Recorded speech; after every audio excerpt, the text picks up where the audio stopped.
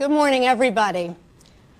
We have talked in the course of the semester many times about the Hellenization of Roman architecture, about the impact that Greek architecture had on Roman architecture.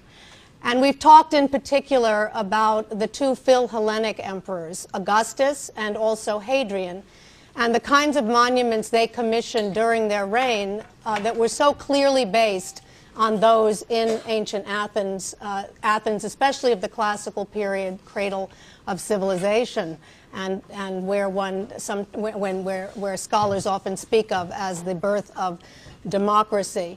I want to turn full circle, go full circle here, and return to the whole question of Athens by looking at Athens itself, because Athens also became a Roman colony. And you won't be surprised to hear that it was built up under primarily two Roman emperors, namely Augustus and Hadrian, just as one would expect, the two major Philhellenic Roman emperors. I show you a spectacular view of Athens as it looks today. And you can see here that the city of Athens and some of its antiquities extremely well preserved, is a city that is located, it's actually a city that's located in plains surrounded by mountains. And it also has three major hills, as I think you can see from this extraordinary image. One of those hills, of course, is the famous Acropolis. And I think, by the way, if one were to make, I don't know how many of you have been to Athens, but if one were to make a list of the 10 places that one really must see at some point during their lives and experience, Athens is certainly one of them, mainly for the Acropolis, which you see in the center of this image here. That's one of the major hills. The other two are Mount Lycabettos, which you see in the uppermost part. That's actually the highest hill of Athens. And then there's another one called the Museion Hill, which we're going to actually talk about today because there's an important monument there.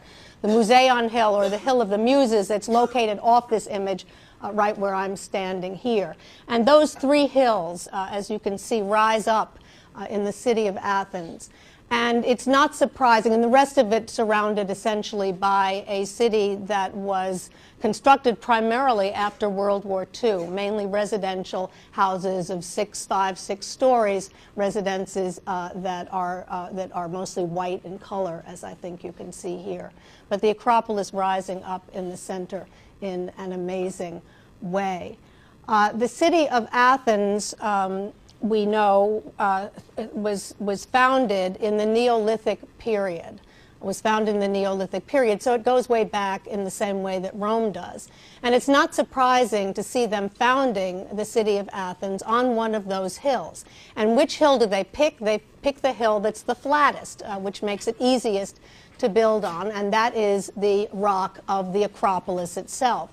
So they put their religious structures on the Acropolis, and then over time, the city begins to grow up around the rock of the Acropolis. Now, this is very interesting because if you think back to Rome and its beginnings, you'll recall that Rome, too, was founded on a hill because hills can be most readily fortified. So Rome was founded, you'll recall, essentially on two hills, on the Palatine Hill by Romulus, where he established residences, but also on the Capitoline Hill, where they built the temple of Jupiter Optimus Maximus Capitolinus, so that being the religious center of the city. We see the same sort of thing happening here, the city growing up on the Acropolis, and then we'll see that the meeting and marketplace is down below, in a valley, below the Acropolis, in the same way that the Roman Forum, or what became the Roman Forum, was in the valley beneath the Palatine Hill and also the Capitoline Hill in Rome. So very similar beginnings for Greece as also for Rome. As you all know, Athens thrived particularly, Greece in general thrived particularly in the 5th century BC under Pericles, and continued to thrive into the Hellenistic period. But it was in 86 BC that Sulla, the Roman general Sulla, sacked Athens, made Athens a Roman colony, and in fact destroyed the walls of the city of Athens. So that obviously a very major point in the history of Athens. when scholars talk about architecture that was put up by the Romans in Athens during Roman times, they talk about it as being primarily uninspired and rather derivative. And you'll find this in your textbook. Ward Perkins talks about how derivative Roman architecture in Greece is of its earlier counterparts, that is, from classical and Hellenistic Athens. And I think he has a point, and it's something that we should all think about as a group, whether we think that the buildings that we look at today are, for the most part, derivative from the classical and Hellenistic past. But I think to say only that is to miss the point in part, because what we are also going to see as we look at these buildings today is that the extraordinary marbles that come from this part of the world, Greek marbles, and we'll talk about a number of them today, the quality of those is so high that it's hard to imagine any building made out of these not spectacular just for the materials alone.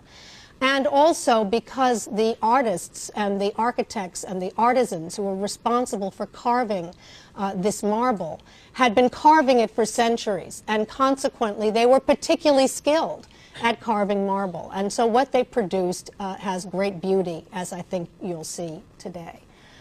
So those two, again, a very important point, I believe, about the quality of these works of art. And we're also going to see works of architecture. We're also going to see that at least two of them, in my opinion, are really distinctive structures, different than anything we've seen before. And I think that you'll find they're quite innovative in their own way. And we will look at, as I said, both of those today. The city of Athens began to be excavated by archaeologists in the 1930s. And those excavations, which were scientific, very careful scientific excavations, those excavations combined with information that we have from a writer of the Greco-Roman past, a man by the name of Pausanias, P-A-U-S-A-N-I-A-S, Pausanias, who was a Greek of the 2nd century A.D., who traveled around Greece and described everything that he saw. And he created, in essence, a guidebook to the great Greek and Roman antiquities.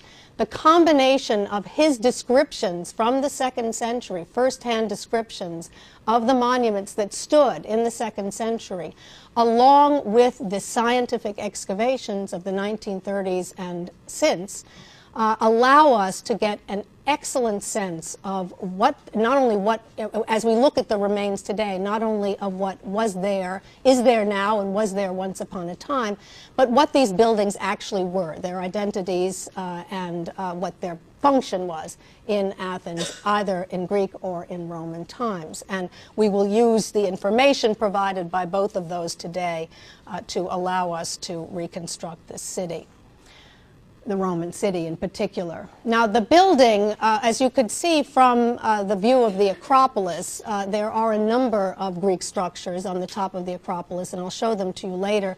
These include the great Greek entryway of the 5th century BC, the so-called Propylaea, the famous Parthenon, of course, the small temple of Athena Nike, and also the Erechtheion, which is the only building we've really discussed in any detail in the course of this semester. A 5th century BC building, you see it here in an extraordinary view now on the screen.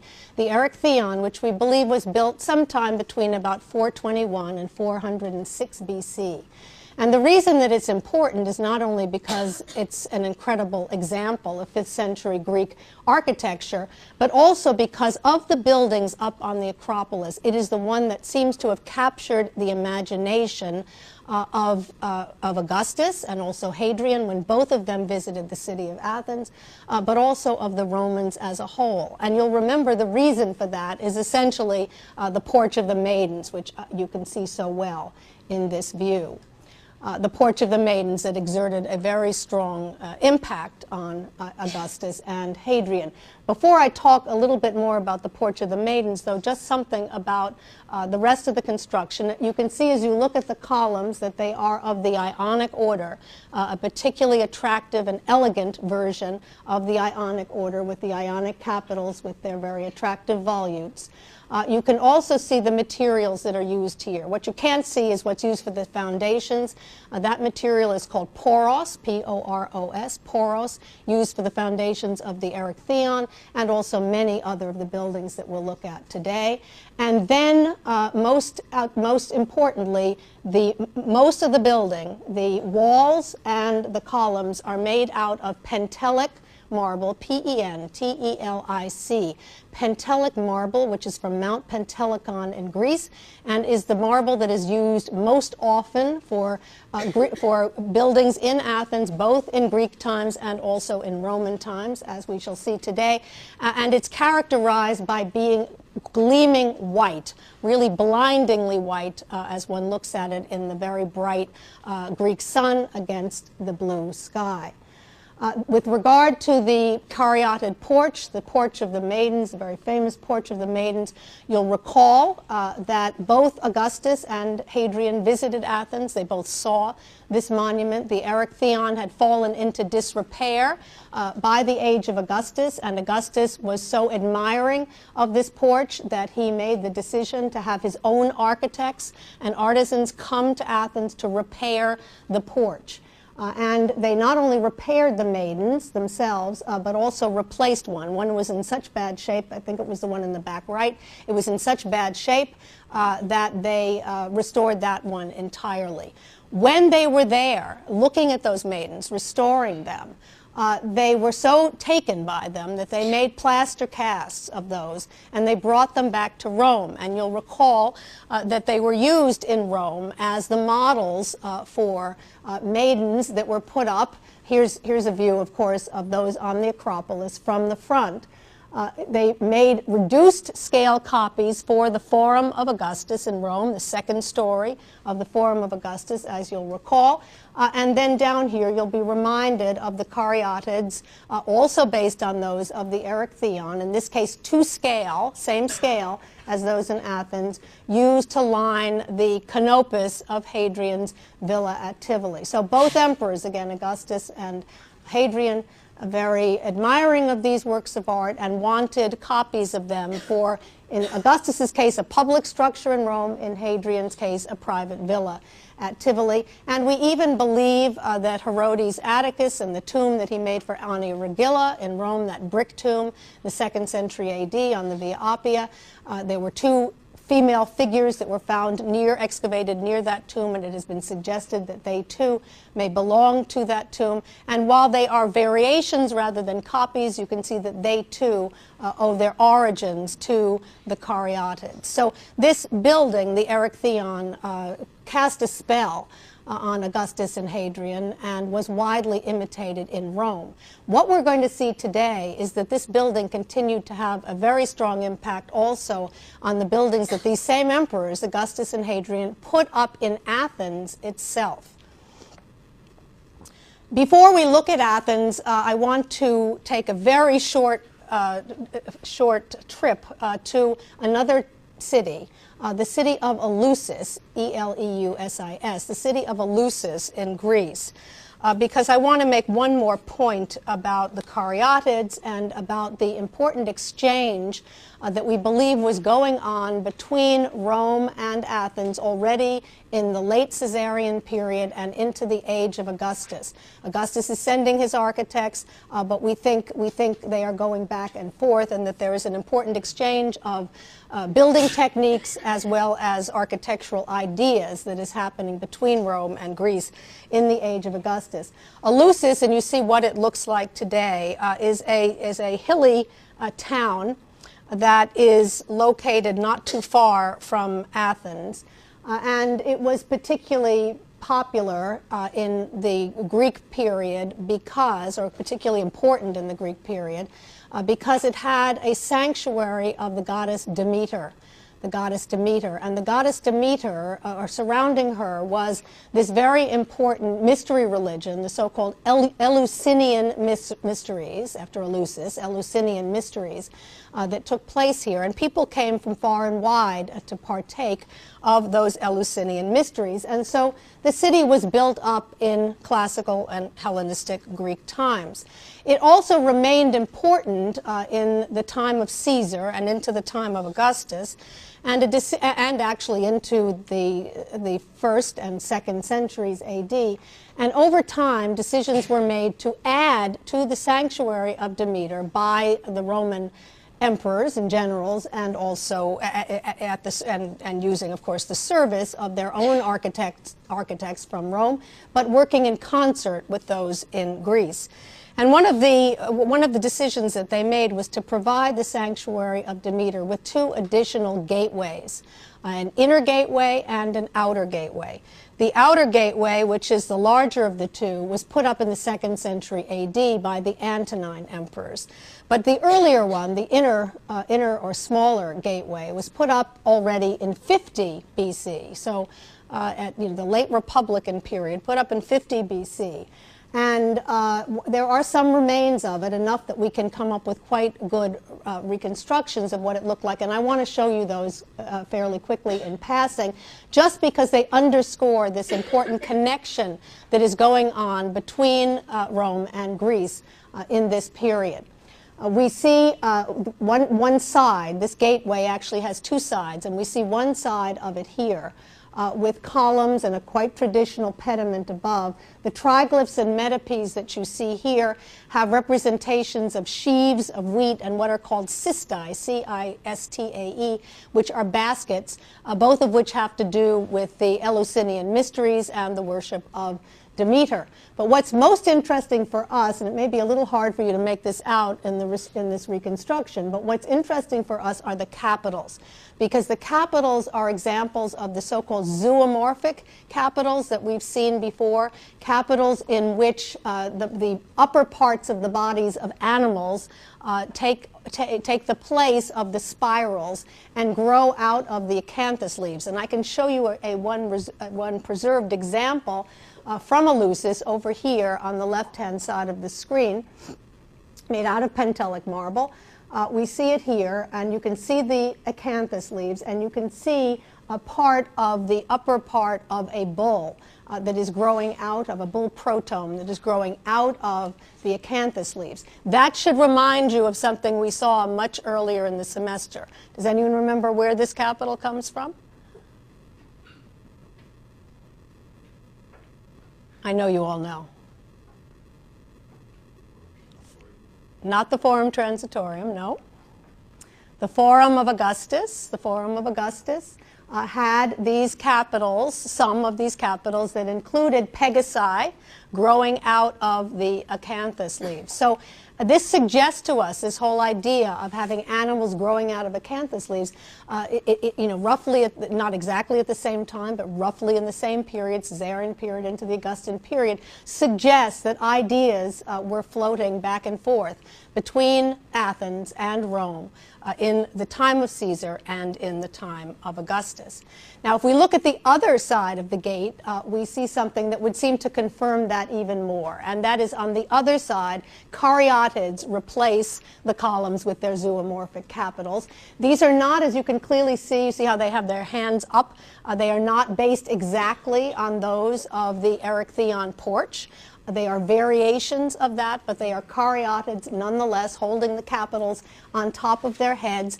So we are seeing here, even as Greece becomes Roman in the Caesarean period and into the age of Augustus, even as Greece becomes Roman, well, it already does, as I mentioned to you before, when Sulla sacks it in 86 BC. So in 50, it's already a Roman colony, and so we can see these ideas that are going back and forth between Rome and Greece during this important period, and we see the power of the caryatids even in Greece itself, as they are imitated there as well. From this point on, for the rest of the lecture, I do want to concentrate on Athens, and I want to begin again with the Acropolis. This is actually a very interesting Google Earth image of the Acropolis, where you can see, as it looks today, but where you can see superimposed on the current, the present remains, 3D versions of the ancient buildings. And we can see the ones that I've already mentioned. As you enter over here, you see the Greek propylaea of the 5th century BC, the entrance gate. You see the Parthenon, which is the largest building, a Doric building on top of the Acropolis. And then to its left, you see the Erechtheion, and in the back, the remains of a museum. Not the remains, a museum that is in part underground, which is why it looks so flat, that houses the original caryatids and a lot of other sculpture. The ones that you see on the porch today are copies of those originals that are in the museum, as well as other sculpture that was found on the Acropolis. And you can also see here the Odeon of Herodes Atticus, which I have mentioned to you, where the Yanni concert took place on the slope of the Acropolis here.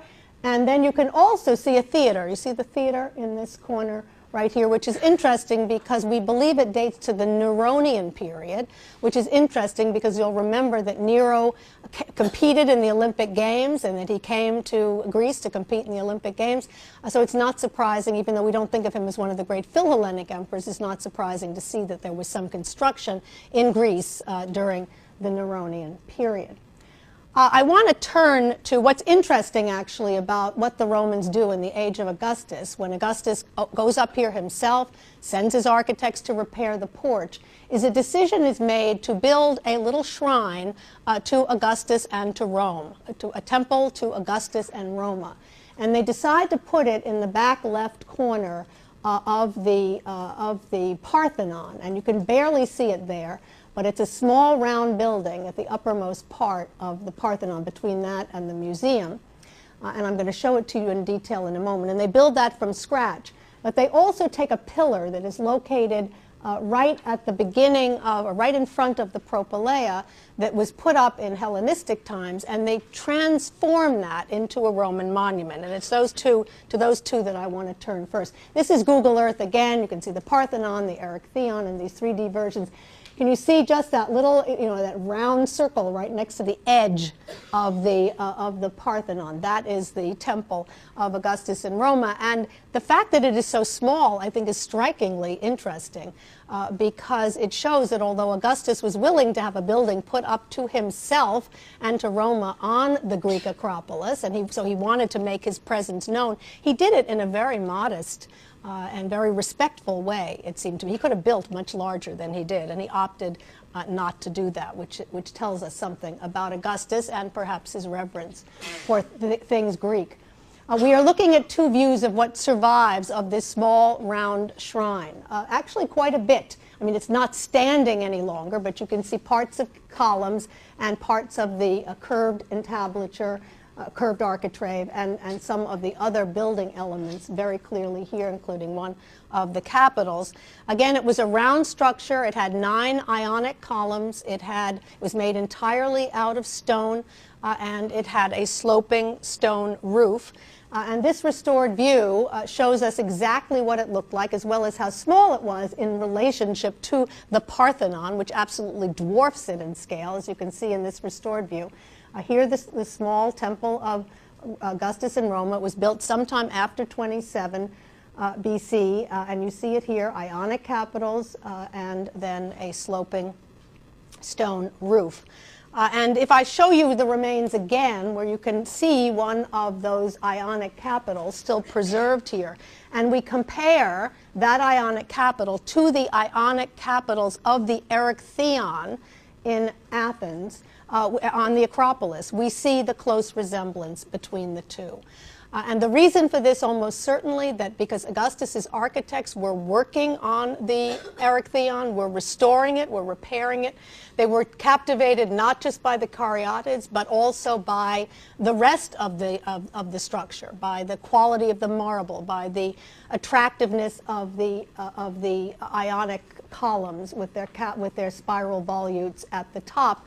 And they, not surprisingly, used those as the model for the capitals that they carved for the small shrine of the temple of Augustus and Roma. But I think it also shows their reverence for things Greek and their desire to establish a dialogue between the 5th century BC structure and the Roman structure built right after Augustus became emperor. I wanted to mention one other material that is used in the Erechtheion. We talked about the poros for the foundations, the pentelic marble for the walls and the columns. But if you look here, you'll see the slight blue cast to the marble that is used for the frieze.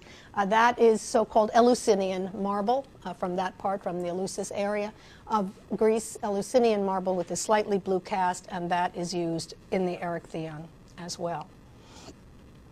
I mentioned that the temple of Roma and Augustus was put up, was built from scratch. There was nothing there before, and it was built anew during the Augustan period. But I also noted that there was another monument that we could call a Roman intervention to the Acropolis that was actually already there, but was transformed in Roman times. And I show it to you now. Here we are making our way with all of these other tourists up to the top of the rock of the Acropolis. We've climbed up the stairway, which is not at all, it's not particularly steep. We've made our way up. We're about to enter into the Greek propylaea of the 5th century BC. Note the Doric columns, the triglyphs and metopes of 5th century Greek architecture. And we see next to it this pillar.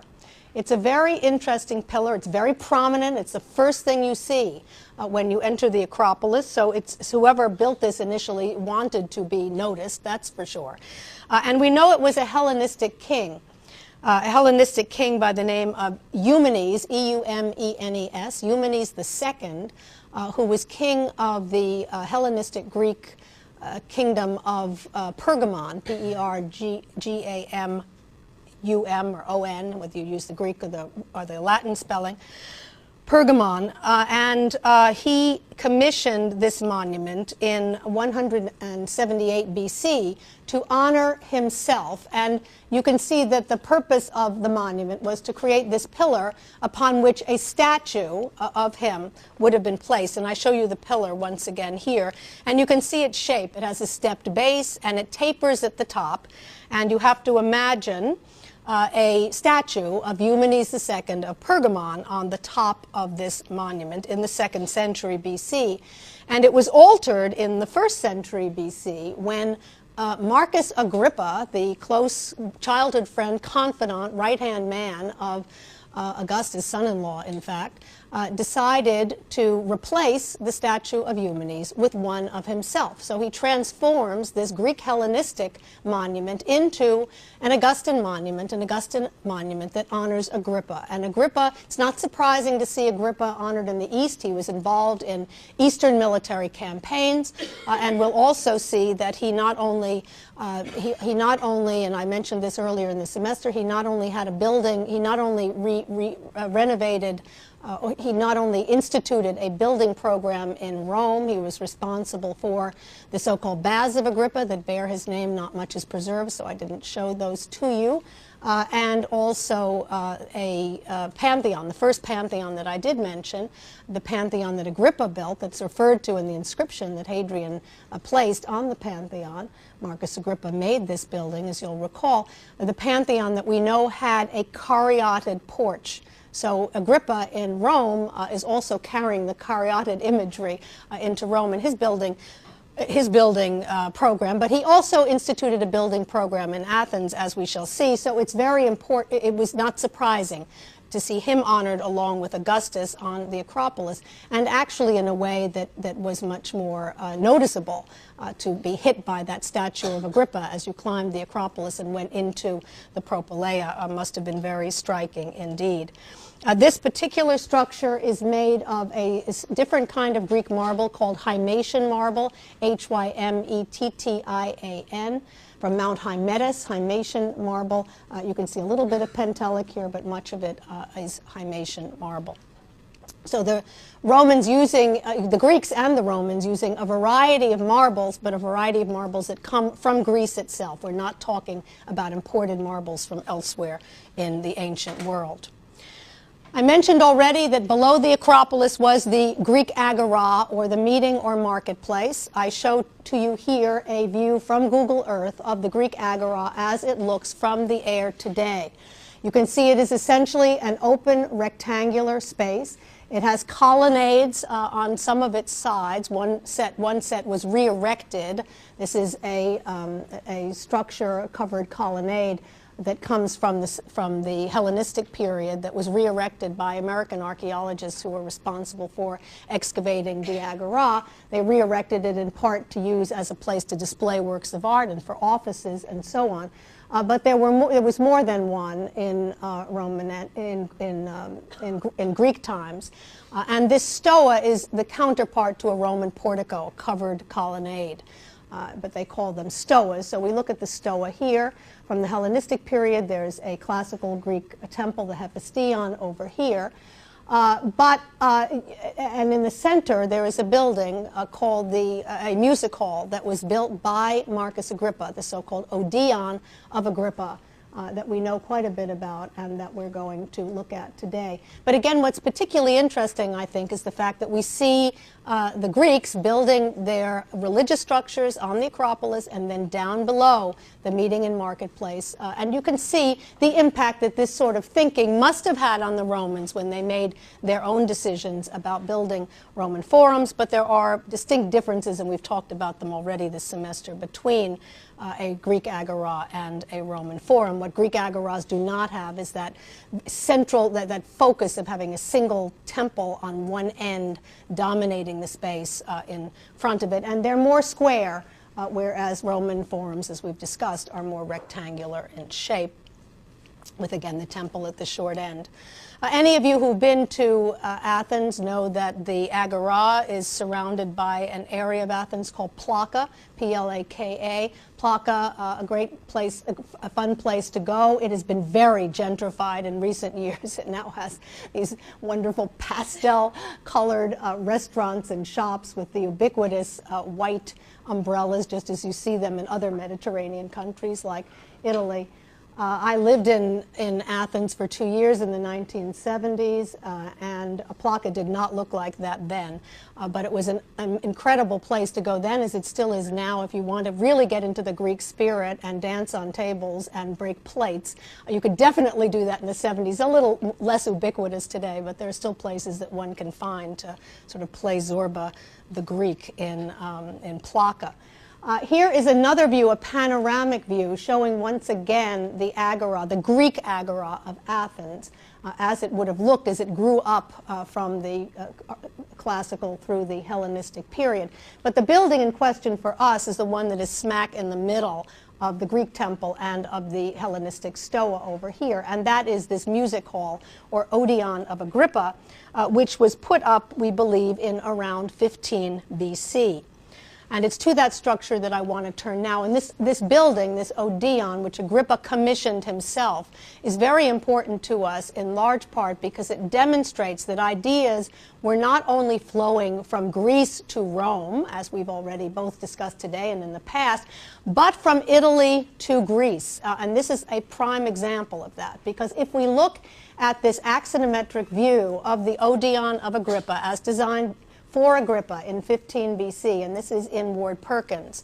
If we look at that, we will see that the plan of the Odeon of Agrippa is based very closely on an Odeon that we've already seen this semester, the Odeon of Pompeii. You see it here from the air next to the theater of Pompeii. You'll remember that the Odeon of Pompeii dated to 80 to 70 BC. It was quite early, built just after the Romans made Pompeii into a colony, and it is that exact plan that is used here. So clearly, again, an important exchange going on of ideas, of architects between Greece and Rome in the Augustan period, and in this case using an Italian plan, a plan from Italy, as the basis for a structure in Greece. We see that it follows it follows all the features of the Pompeian structure, the semicircular orchestra, the cavea divided into cunei, a stage front here, pilasters on tall pilasters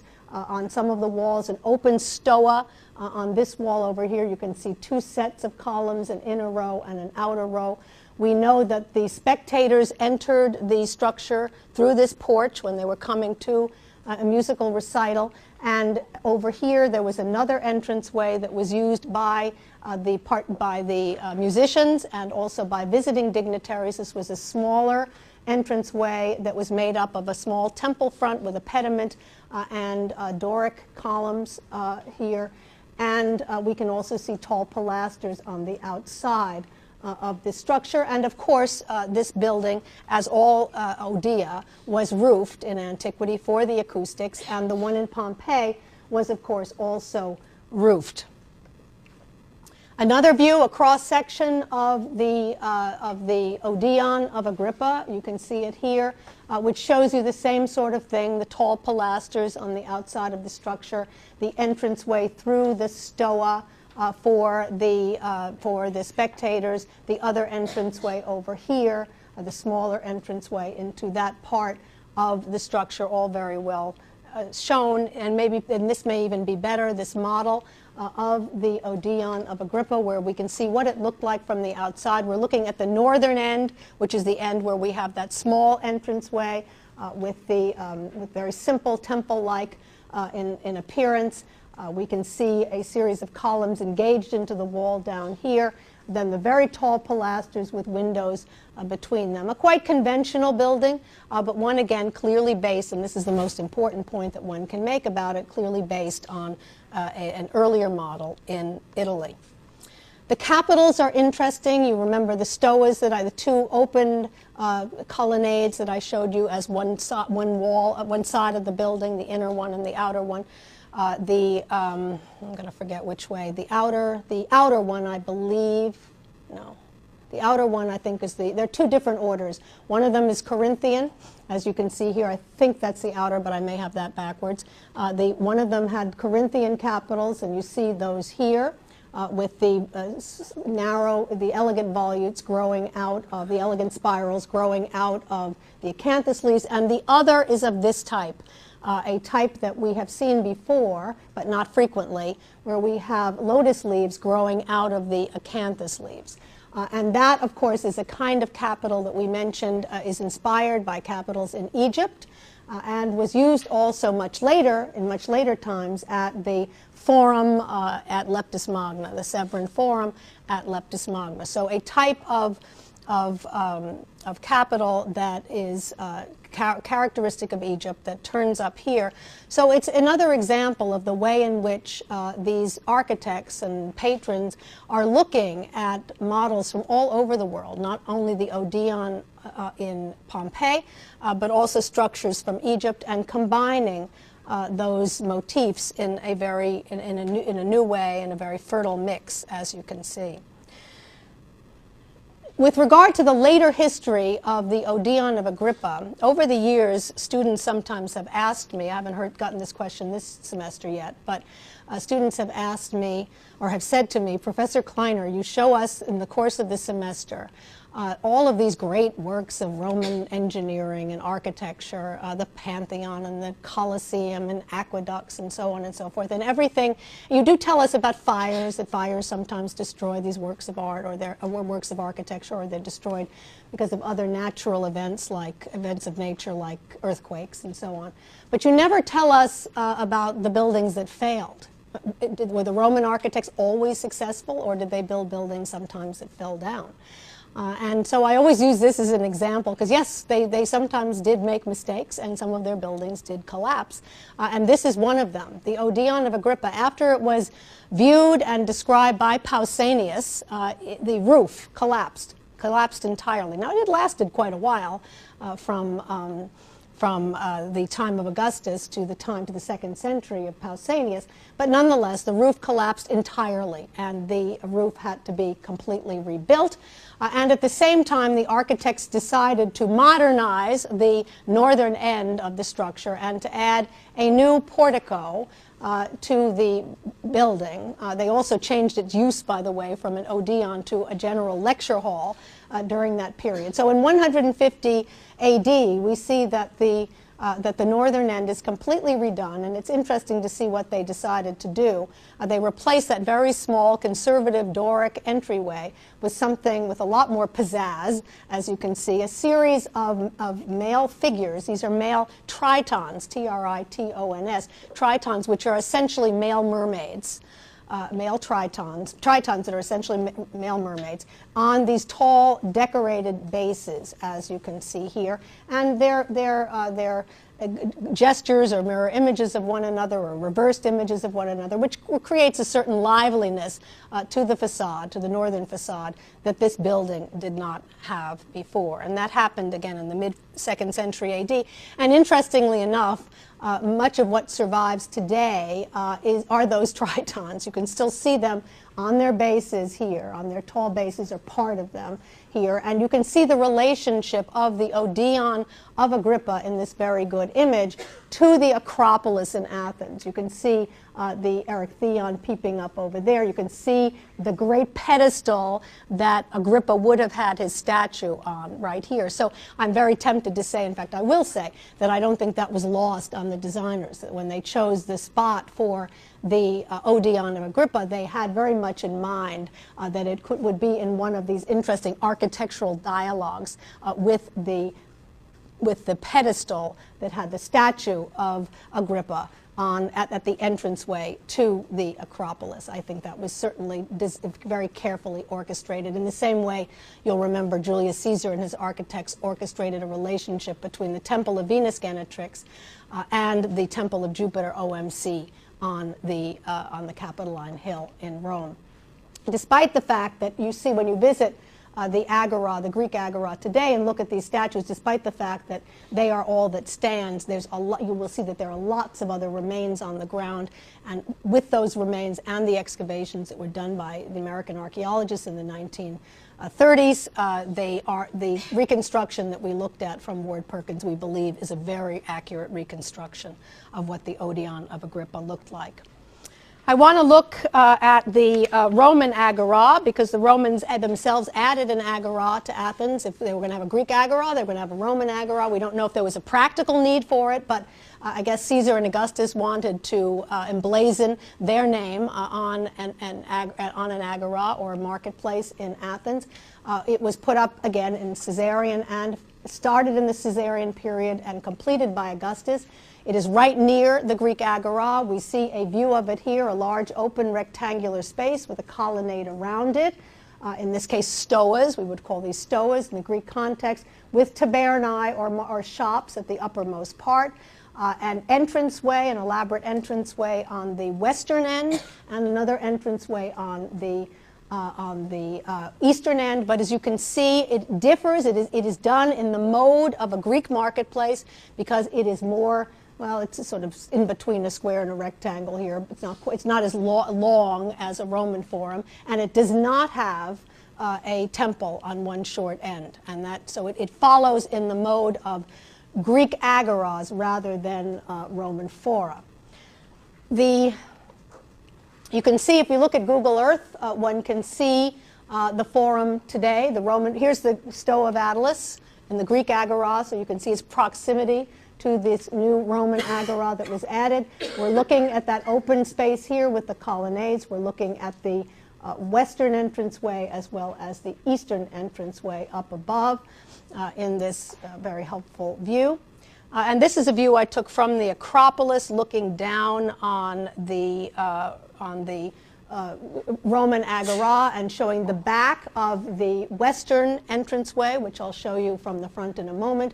And there you can see Plaka, actually pre-gentrification. It gives you a sense of what, I mean, it was really crumbling, as you can see with some of the buildings that are surrounding it. But nonetheless, it was fun. So here we go. This is a view of the gate. It's called the Gate of Athena Archigatus, as you can see on your monument list.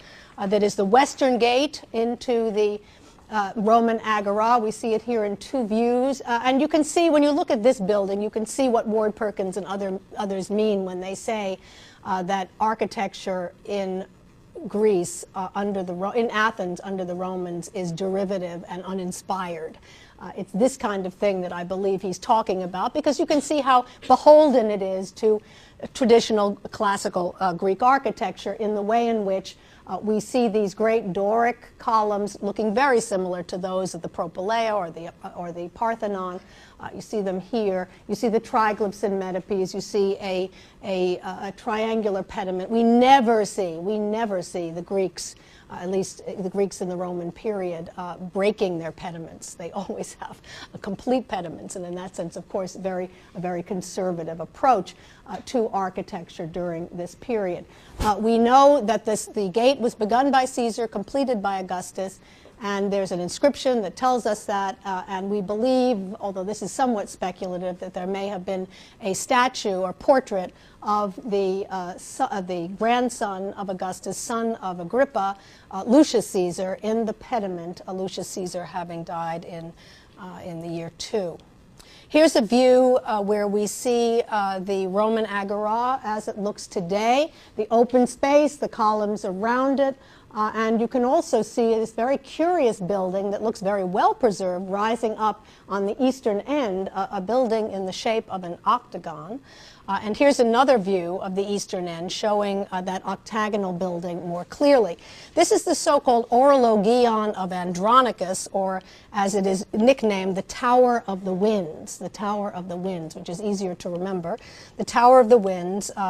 It's very controversial in date. I date it here to the second half of the 1st century BC, which is when I do believe that it dates, but there are others who think otherwise, and I'll tell you about that in a moment. Here's a view that I took from the Acropolis showing the Tower of the Winds as it looks from up there, as well as a closer view of this amazing structure. Again, you can see how well preserved it is. You can see that it is indeed 8-sided. You can see one of the porches. There are 2 porches that had temple fronts with triangular pediments columns below on those 2 sides. There was also a staircase that surrounded the structure. What this was, we believe, is some kind of a clock tower, a very inventive clock tower. And although, again, I think it was probably built in the Caesarian period, late Republic, John Camp, who's an expert on things Athenian, who wrote a book on the archaeology of Athens, who has been excavating the Greek agora since the 1970s, and is a true expert of architecture in this part of the world. He thinks the date is earlier than that. He dates it to 150 to 125 BC, and he brings it into connection with the Ptolemies of Egypt, the Ptolemaic rulers of Egypt, because of their great interest in the telling of time and the fact that they did have important connections with Athens during this period. I think he has a point. He could be right. But I would add that connections with Egypt were very strong in the late Republic as well. I mean, keep in mind the affair between Julius Caesar and Cleopatra. Keep in mind that we know that statues of Cleopatra and Mark Antony were put on the Acropolis. We know that there was a lot of interaction. Cleopatra herself came to Athens. So I don't think it's inconceivable that if one wants to connect this to things Egyptian, that one couldn't date it also to the Caesarian period. But whatever its date, it's fascinating in its own right. Again, because it's octagonal. We've talked about the fact that we don't have octagons in Rome until the time of Nero. But we do see them. We saw another example also in Leptis Magna, the market there of the Augustan period. It's interesting to see this form emerging, possibly under Ptolemaic influence, we're not sure, emerging in the provinces before it seems to emerge in Rome itself, and this being another example. Here's a view of the monument again, but also compared to an engraving done by Stuart and Revett, S-T-U-A-R-T and R-E-V-E-T-T, Stuart and Revett, who made drawings of monuments that were in better shape in Athens in the 18th century. And what this tells us, besides showing us what the porch looked like, and you can see it well here, it also shows us that there was a weather vane on the top that would have gone in the direction of the prevailing winds. And the reason that we call this the Tower of the Winds is not only because of that weather vane that once stood there, but also because of the depictions of male personifications of the winds on all 8 sides of the structure. And those are extremely well preserved, as you can see here, a frieze of these male winds. And if you look carefully at the Stuart and Revett drawing, you also see that there was a sundial on all 8 sides of the monument. So its purpose, needless to say, to tell time.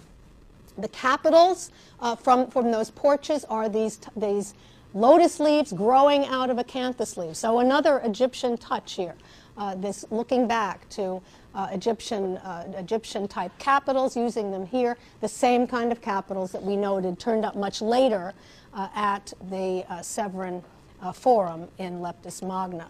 A detail of those winds, and here a better detail of at least one of them to show you what they look like close up, and each one of them has a different attribute which has led scholars obviously to speculate about which particular wind, which of the cardinal points of the compass, which wind they were in actuality. We won't get into those arguments here, but there's been a lot of time spent by scholars on trying to sort that out. What is also interesting is the interior of the building, which is also extremely well preserved. And you can see here, all in stone, the way in which the octagon becomes a dome, and it is done extremely well. I mean, this goes way beyond any kind of stone dome that we see either in Etruscan or Roman architecture in Italy. And it shows us, once again, it underscores more than anything else I could show you, the talent of these particular architects who had been carving this Greek stone for centuries. The way in which they are able to make this transition from octagonal shape to regular dome here is extraordinary. They did not need concrete to create a great dome in this wonderful structure, the Orologion of Andronicus, or the Tower of the Winds in Athens. The other great Philhellenic emperor was, of course, Hadrian. We know Hadrian came to Athens on 3 occasions, and we know the exact dates of his visits. 124, the first visit, 124 to 125. Hadrian was in Athens. He came another time in 128, and he came a third time in 131 to 132. And all the buildings that I'm now going to show you date roughly to the times of those 3 visits. The first one you see in an engraving here. This was an aqueduct. When Hadrian came to Athens for the first time in 124 to 125, he said, we need to supply water to the people of Athens. And so he set his architects at work to build an aqueduct for Athens. They created a reservoir on Mount Lykavitos, the highest mountain in Athens, a reservoir, and then on the side, one of the sides of the mountain facing the city, they built a kind of a structure, kind of a bridge that in part carried that water into the city. It no longer survives. There are a couple of bases from it. That's it. But we do fortunately have engravings that were made when it was in better shape, when part of it still stood. And we see one of those engravings here. And what we can see right off,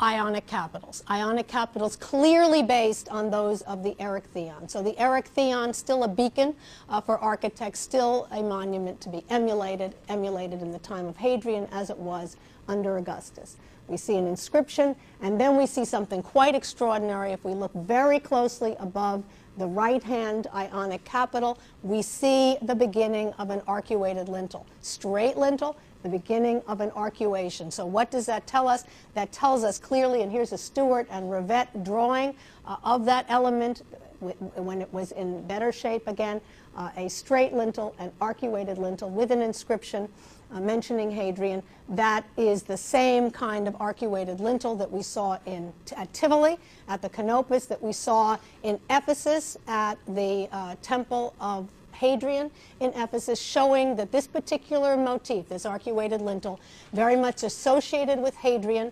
says this is a Hadrianic building essentially, and used not just in Italy but elsewhere in the Roman world. So again, these exchanges of ideas and motifs and artists and architects during the Hadrianic period, as was the case under Augustus. Over here, we're looking again from Google Earth at the Roman Agora. Next to it, a library of Hadrian, a library that bears Hadrian's name, that was also put up in Athens during the Hadrianic period, specifically in 132 AD, connected to the last visit that Hadrian made to Athens. We can see that it is a large open rectangular space with the library itself at the uppermost part, and then a facade that has projecting columns.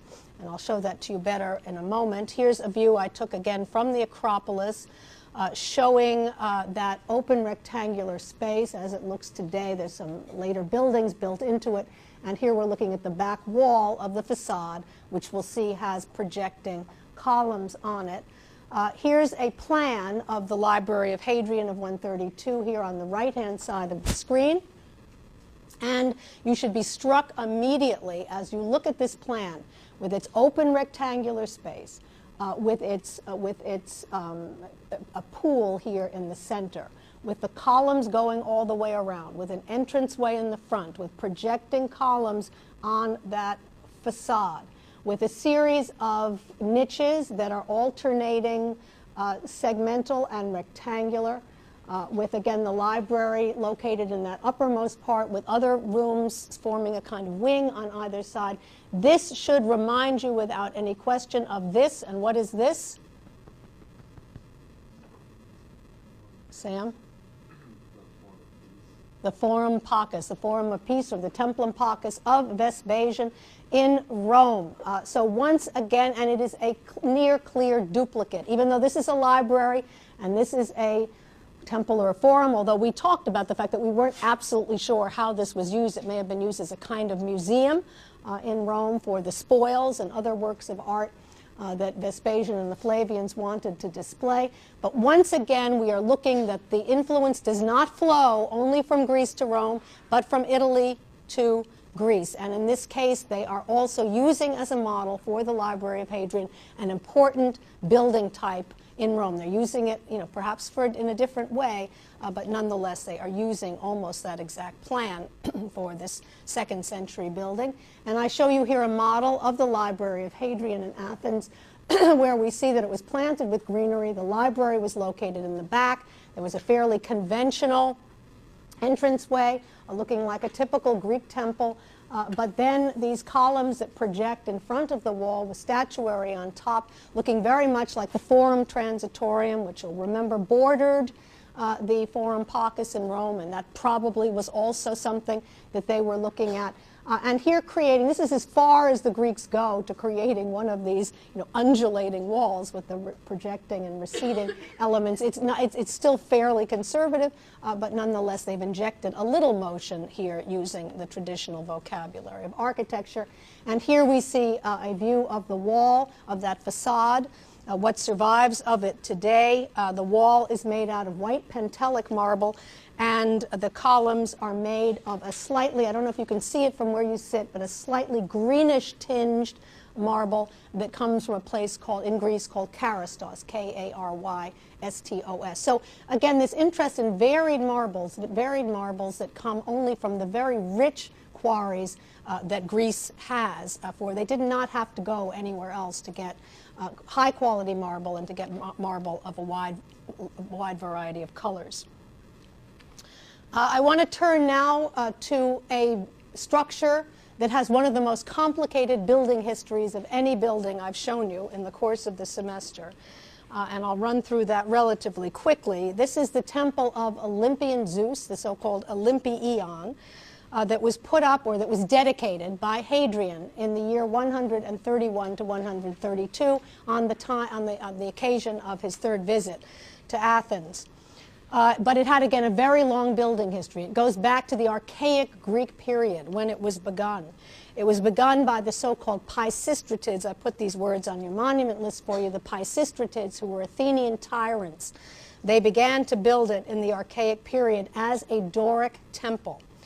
The construction was stopped, however, at the end of the 6th century BC in 510.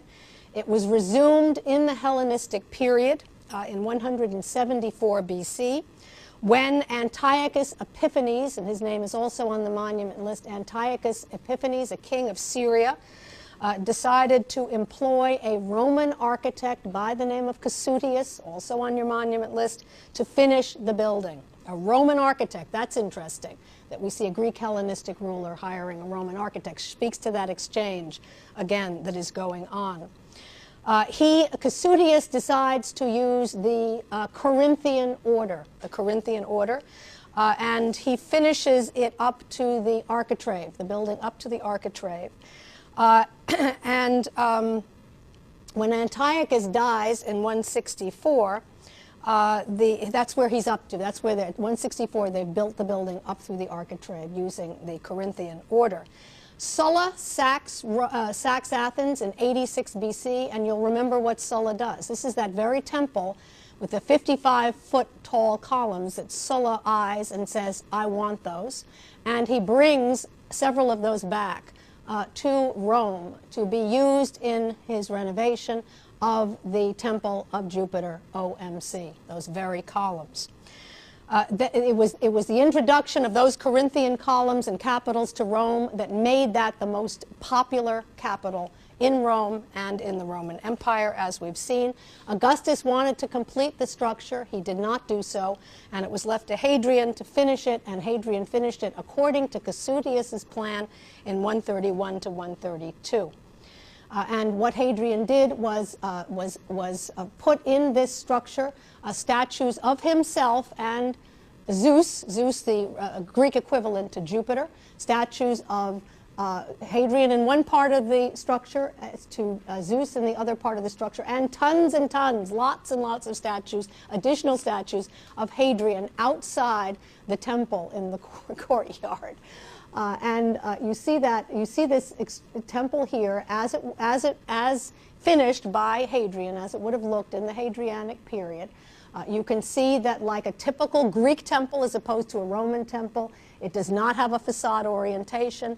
It has two entranceways, one with a statue of Hadrian, one with a statue of Zeus, and that it has columns that encircle the entire monument, a peripteral colonnade, as well as a staircase that goes all the way around. So a typical Greek temple, 131 to 132, it's the same time that we see the Temple of Venus in Roma going up in Rome, what I described as a Greek import. Hadrian is responsible for both, and so we see, again, this important interchange between the two at this particular time. A view of what survives of the Olympieion, its columns, its Corinthian columns. You can see the small people wandering around, so this is a very large structure that I took from the Acropolis once again. Here's a wonderful Google Earth version of the Olympieion, this combination of what it looks like today with sort of this 3D imaging that makes it look also like it looked in antiquity. Here you see some of the columns of the Olympieion, the ones that still survive. They are incredibly large and incredibly handsome. And I think when you look at the high quality of the carving, you are struck, as I am, at why the Romans decided the Corinthian order was the order for them, when they saw these exact columns on the temple of Jupiter Optimus Maximus Capitolinus in Rome. When Hadrian made his visit to Athens, in the last visit to Athens in the 130s, the city benefactors busily got together to put up an arch that would be ready for Hadrian when he arrived and that he could parade through, and that is the so-called Arch of Hadrian, which you see here in a view of what it looks like today and in a Stuart and Rivette drawing on the right-hand side of the screen. Again, a quite conservative arch, very simple, single arcuation in the center, pilasters done with Corinthian order. Columns would have been added here, a second story with a pediment, no split pediment here. We see a straight, conservative pediment here. And the Stuart and Rivette drawing tells us that in antiquity there was a marble slab that was located in the center of that edicula in the second story, and we know there were statues. The inscriptions tell us that there were statues on both sides of this, and the statues are very interesting because on the side that faced the ancient Greek city there was a statue of Theseus and an inscription that said, "This is Athens, the city of Theseus."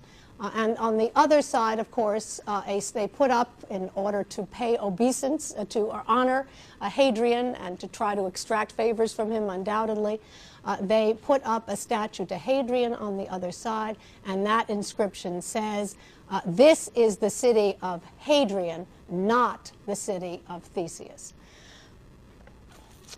The last monument that I want to show you is a monument that is near and dear to my own heart, because in the 2 years that I lived in Athens in the 1970s, I was working on a book on this particular monument.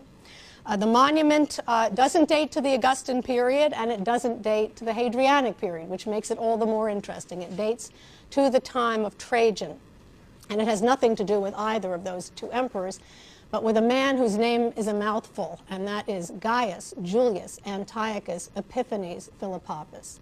You don't have to remember all of that. I like to call him Uncle Phil. You can call him Uncle Phil. That's the easier way to refer to Gaius Julius Antiochus Epiphanes Philopappus. Nonetheless, he was a very interesting man, and we know a lot about his bio.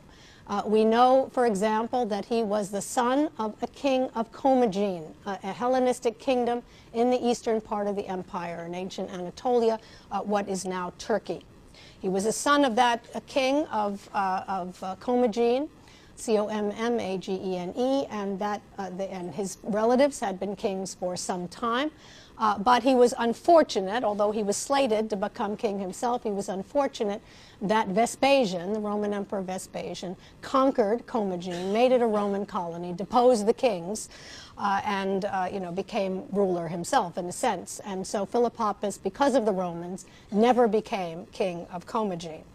He seems to have made the best of it by making his way to Rome, using his influence and his high station as a deposed king to finagle for himself a position as suffect consul in Rome. What was a suffect consul? A suffect consul was kind of a consul in waiting. By that I mean that if one of the regular consuls couldn't do his job, the suffect consul could be brought in as a substitute.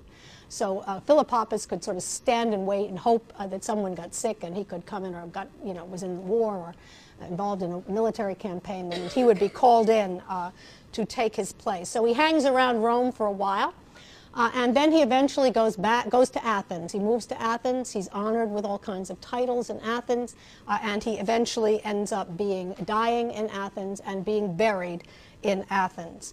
And a tomb gets put up in his honor between 114 and 116, and we know the precise date because of an inscription on the monument, the still surviving monument, that makes reference to some of Trajan's titles that Trajan held between 114 and 116, but does not include titles that he got after that. So we know that it was put up between 114 and 116, and we're going to see that it features a frieze depicting Philopappus at the high point of his life, his processus consularis, his consular procession, when he was made a consul in Rome.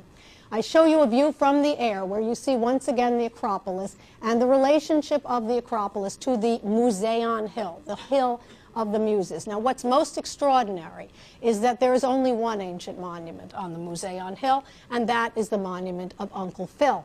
We are standing on the Acropolis. I love this picture. I took this picture myself, but I'm very proud of it because it just happens to work, especially because these two guys happen to be standing there taking pictures of the Odeon of Herodes Atticus here. But we're standing here, we're looking back toward the Museion Hill, and you can see, not quite at the apex, but almost near the apex, the monument, the sole monument that stands on this hill, the monument of Uncle Phil. How did he rate to be able to get the sole monument on one of the three major hills? You can see it, it's marble. You can see it popping up, Pentelic marble. You can see it popping up almost near the apex of the hill. If we look at this site plan, you will see that it is sited exactly, you see it here on the top of the Hill of the Muses, sited exactly in relationship to the Acropolis, lined up with what building? The Erechtheion, this building that was so revered by the Romans. It's lined up exactly with it at midpoint between the Propylaea and the Parthenon, exactly on the Erechtheion. And this is the view. Here we are standing right in front of Uncle Phil's monument, looking back at the Acropolis. Even if you don't want to go see Uncle Phil, which I hope you will if you're in Athens, visit him for me. I hope that you will stand, at the very least, you want to stand there with your back to Phil's monument and look at the Acropolis. You get one of the best views of the Acropolis from the Museion Hill. You see it here, and your view is lined up exactly with the Erechtheion. Now, why is Uncle Phil buried on this hill? This is interesting because if you think back to tomb architecture that we've looked at in the course of this semester, we didn't see people buried on hills. The Romans don't bury people on hills. They bury people on flat ground outside the walls of the city in their necropolises. Every tomb we've seen was on flat, essentially on flat land. Why is Uncle Phil buried in a tomb near the apex of a hill? Well, as I was writing this book, I looked back to his own ancestors, to people in this part of the world, to a group of dynasts in a place called Nemrud Dag, also in Anatolia, and I show you one of their well-preserved tombs here, and you can see that the tomb is built not at the apex of the hill, but on the slope of the hill.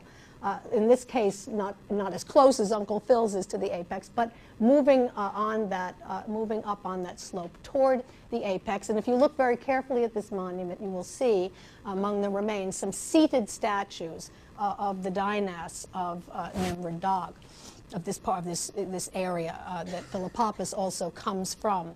This is the Philopapus monument on the left-hand side of the screen as it looks today, made out of Pentelic marble, beautifully carved. It is a kind of a tower tomb with a plain base, a curved second story that has the scene of Philopapus in a chariot at the time of his consular procession, and then some statues in niches, seated statues looking very much like those of Nemrud Dag.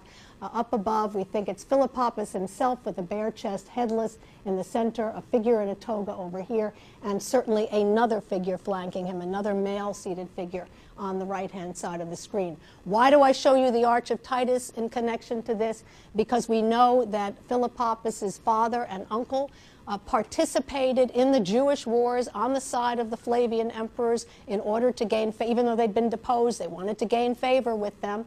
And when Philopapus went to Rome, this is a monument that he would have seen, this monument that Domitian put up to those Jewish wars that his father and his uncle had participated in on the Velia, with that representation of Titus in a chariot. And I think there's no question, and I present this in the book as a theory, that the Percessus Consularis of Philopapus closely based on the triumphal scene of Titus. And perhaps it's no coincidence. We don't have too many Pentelic marble buildings in Rome. The Arch of Titus is made out of Greek Pentelic marble. Is that a coincidence? I don't think so. Here's a restored view of the monument of Philopapus as it would have looked in antiquity. The base, the consular procession, the statue of Uncle Phil in the center, the inscription to the left, this is the pilaster that survives with the inscription making reference to Trajan's titles that allow us to date it. And then probably a missing attic with an inscription at the uppermost part. This view and this view over here shows you some graffiti that have fortunately since been erased. Show you the interior of or what survives of the back wall that would have been the burial chamber.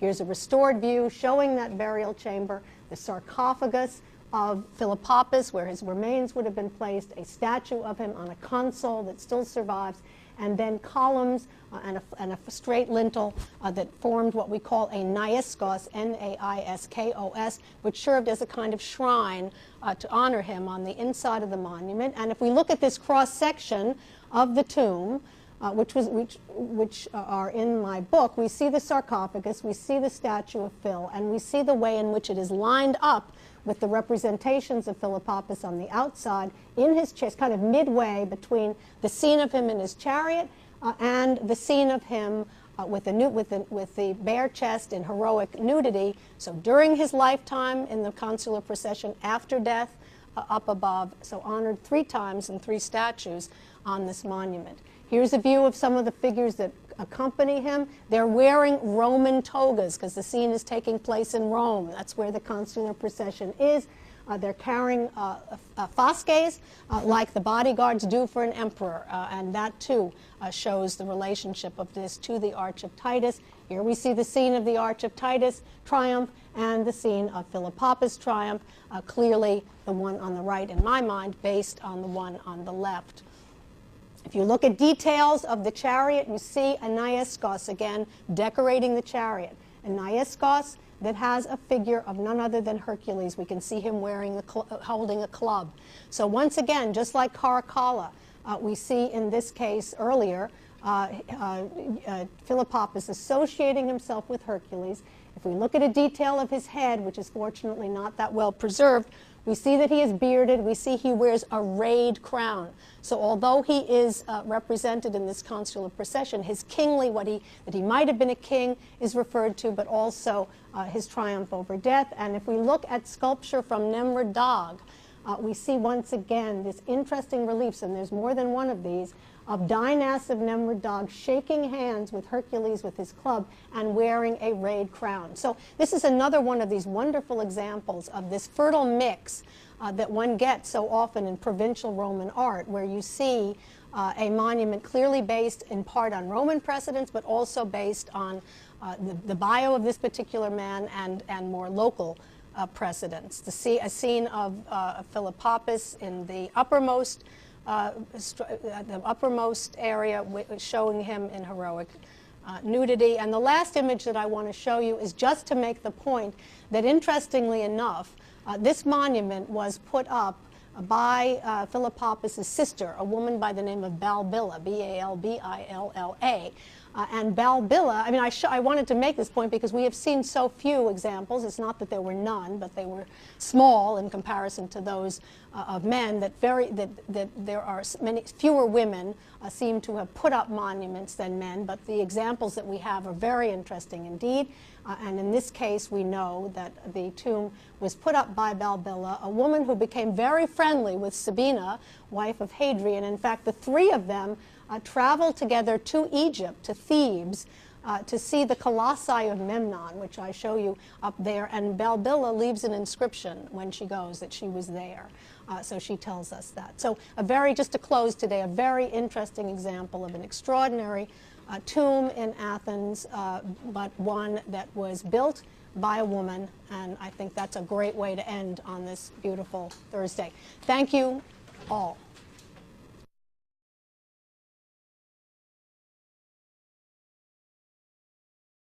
To disrepair by the age of Augustus, and Augustus was so admiring of this porch that he made the decision to have his own architects and artisans come to Athens to repair the porch. And they not only repaired the maidens themselves, but also replaced one. One was in such bad shape, I think it was the one in the back right, it was in such bad shape that they restored that one entirely. When they were there, looking at those maidens, restoring them, they were so taken by them that they made plaster casts of those, and they brought them back to Rome. And you'll recall that they were used in Rome as the models for maidens that were put up. Here's a view, of course, of those on the Acropolis from the front. They made reduced scale copies for the Forum of Augustus in Rome, the second story of the Forum of Augustus, as you'll recall.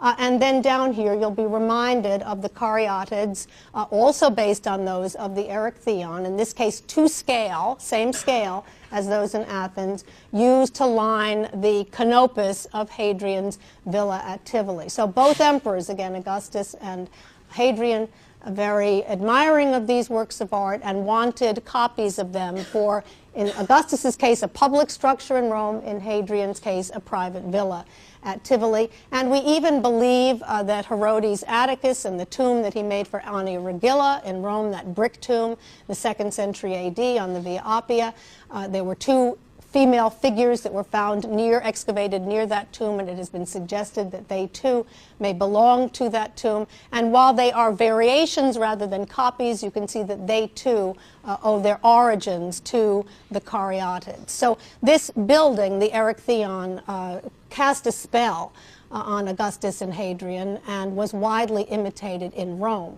What we're going to see today is that this building continued to have a very strong impact also on the buildings that these same emperors, Augustus and Hadrian, put up in Athens itself. Before we look at Athens, I want to take a very short trip to another city, the city of Eleusis, E-L-E-U-S-I-S, the city of Eleusis in Greece. because I want to make one more point about the Caryatids and about the important exchange that we believe was going on between Rome and Athens already in the late Caesarean period and into the age of Augustus, the Roman city in particular. Now, the building, as you could see from the view of the Acropolis, there are a number of Greek structures on the top of the Acropolis, and I'll show them to you later.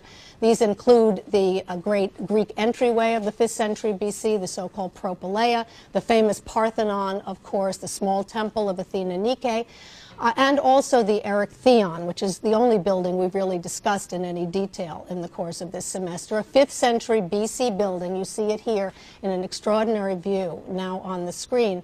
The Erechtheion, which we believe was built sometime between about 421 and 406 BC.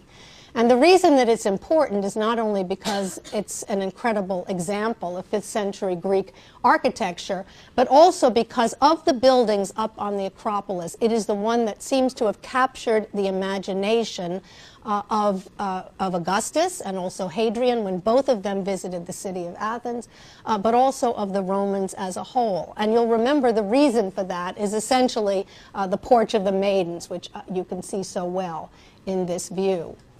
The Porch of the Maidens that exerted a very strong impact on Augustus and Hadrian. Before I talk a little bit more about the Porch of the Maidens, though, just something about the rest of the construction. You can see as you look at the columns that they are of the Ionic order, a particularly attractive and elegant version of the Ionic order with the Ionic capitals with their very attractive volutes. You can also see the materials that are used here. What you can't see is what's used for the foundations. That material is called poros, P-O-R-O-S, poros, used for the foundations of the Erechtheion and also many other of the buildings that we'll look at today. And then, most importantly, most of the building, the walls and the columns are made out of Pentelic marble, P-E-N-T-E-L-I-C, Pentelic marble, which is from Mount Pentelicon in Greece, and is the marble that is used most often for buildings in Athens, both in Greek times and also in Roman times, as we shall see today. And it's characterized by being gleaming white, really blindingly white, as one looks at it in the very bright Greek sun against the blue sky. With regard to the Caryatid porch, the Porch of the Maidens, the very famous Porch of the Maidens, you'll recall that both Augustus and Hadrian visited Athens. They both saw this monument. The Erechtheion had fallen in point, and it's something that we should all think about as a group, whether we think that the buildings that we look at today are for the most part derivative from the classical and Hellenistic past. But I think to say only that is to miss the point in part, because what we are also going to see as we look at these buildings today is that the extraordinary marbles that come from this part of the world, Greek marbles, and we'll talk about a number of them today, the quality of those is so high that it's hard to imagine any building made out of these not spectacular just for the materials alone.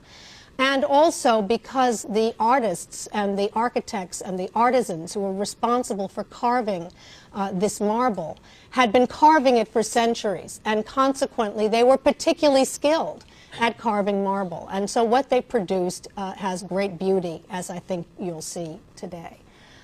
So those two, again, a very important point, I believe, about the quality of these works of art. And we're also going to see works of architecture. We're also going to see that at least two of them, in my opinion, are really distinctive structures, different than anything we've seen before.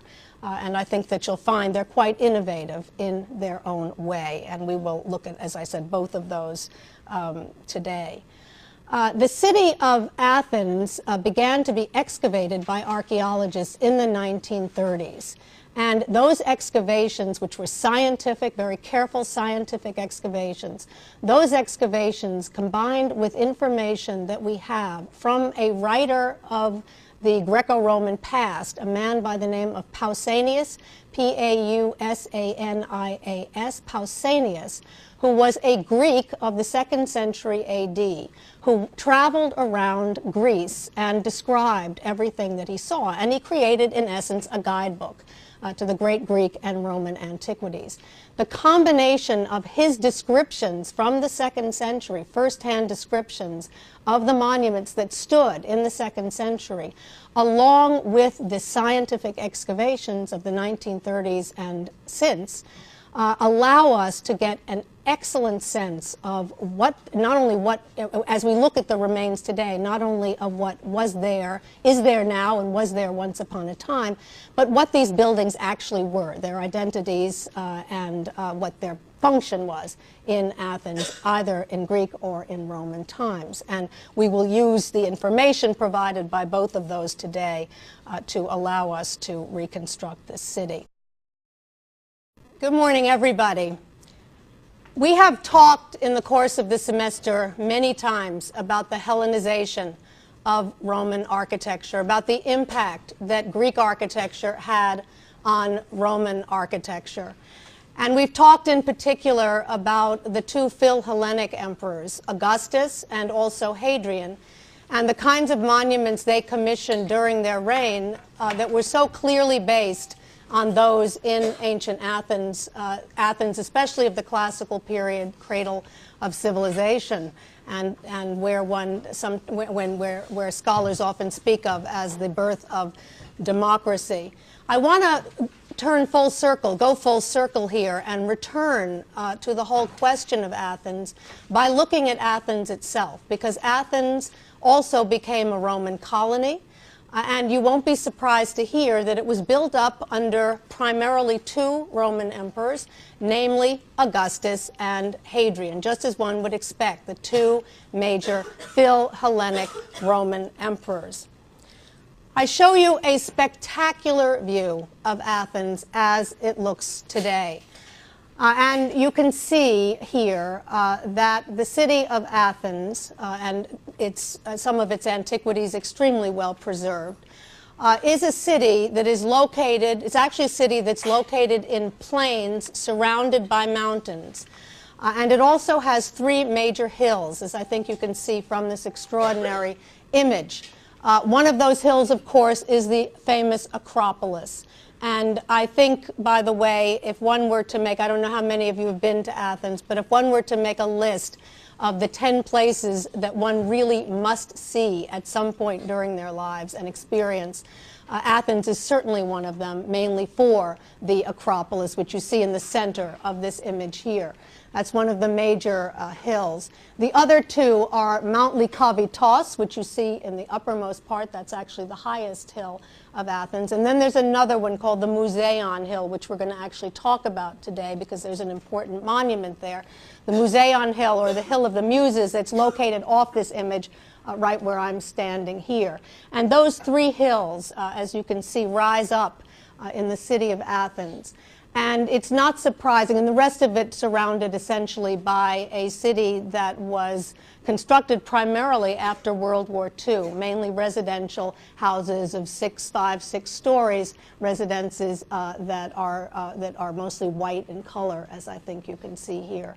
But the Acropolis rising up in the center in an amazing way.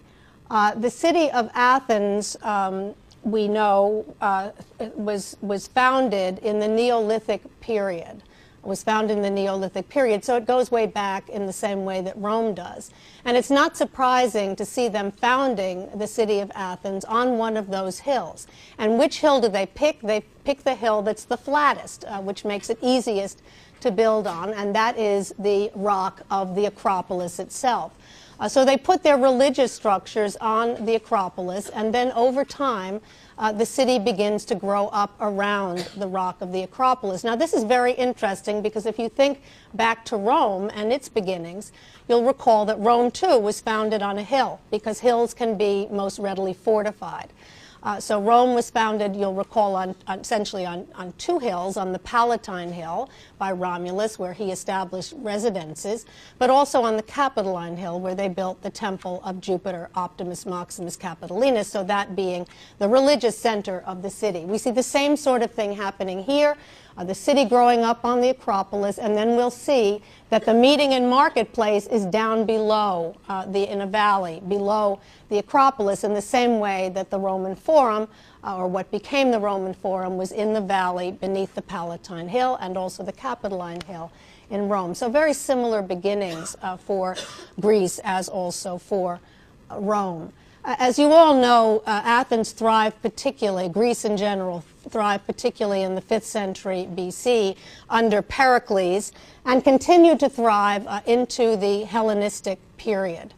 But it was in 86 BC that Sulla, the Roman general Sulla, sacked Athens, made Athens a Roman colony, and in fact destroyed the walls of the city of Athens. So that obviously a very major point in the history of Athens. When scholars talk about architecture that was put up by the Romans in Athens during Roman times, they talk about it as being primarily uninspired and rather derivative. And you'll find this in your textbook. Ward Perkins talks about how derivative Roman architecture in Greece is of its earlier counterparts, that is, from classical and Hellenistic Athens. And I think he has a point.